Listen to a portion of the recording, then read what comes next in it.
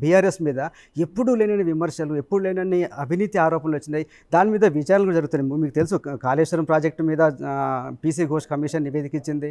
అట్లాగే phone tapping ఉంది. తర్వాత మీకు సంబంధించి యాదాద్రి పవర్ ప్లాంట్లో అవినీతి జరిగిందని, విద్యుత్ కొనుగోలు అవినీతి జరిగిందని, బర్రెలు గొర్రెల స్కామ్లు అవినీతి జరిగిందని, ఇన్ని అవినీతి ఆరోపణలు వచ్చిన సంక్షంలో మీరు ఎట్లా ఫేస్ చేయబోతున్నారు? అసలు నేను చాలా స్పష్టంగా చెప్పాను, మేమే అసెంబ్లీలో ఛాలెంజ్ చేసినాం, మీకు దమ్ముంటే విచారణ చేయండి అని. చేసినరు, తెచ్చి మనిషి ఆడదాచి పెట్టుకోరు. ఎన్ని రోజులైంది ఎలక్ట్రిసిటీ మీద రిపోర్ట్ ఇచ్చి? ఎంతకాలం అయింది? ఆడబెట్టిర్రు? ఎప్పుడో ఇచ్చింది కదా రిపోర్టు. ఎలక్ట్రిసిటీ మీద రిపోర్ట్ సబ్మిట్ చేసిపోయారు కదా, 4 నెలలు దాటింది. దాని మీద ఇంకా మీరు విచారణ జరుగుతుందంటారేంటి? దాని మీద అయినా దాచి అన్నో పెట్టుకోరు కదా బయట కనపడకుండా. వాళ్ళు దాని మీద కూడా క్లారిటీ ఇచ్చారు. మేము స్టడీ చేస్తున్నాం, దాని మీద యాక్షన్. 4 నెలలు పట్టిందా స్టడీ చేయడం?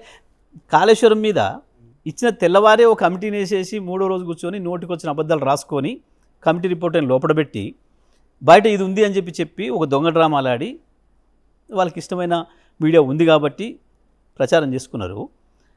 దాన్ని 4 నెలల నుంచి స్టడీ చేస్తున్నారా? దాని రిపోర్ట్ ఎంత ఉంది? దీన్ని 650 పేజీలు అన్నారు. దాన్ని 6.5 పేజీలు ఉందో లేదో. 6.5 పేజీలకు 600 రోజులు పడుతుందా విచారణ స్టడీ చేయడానికి?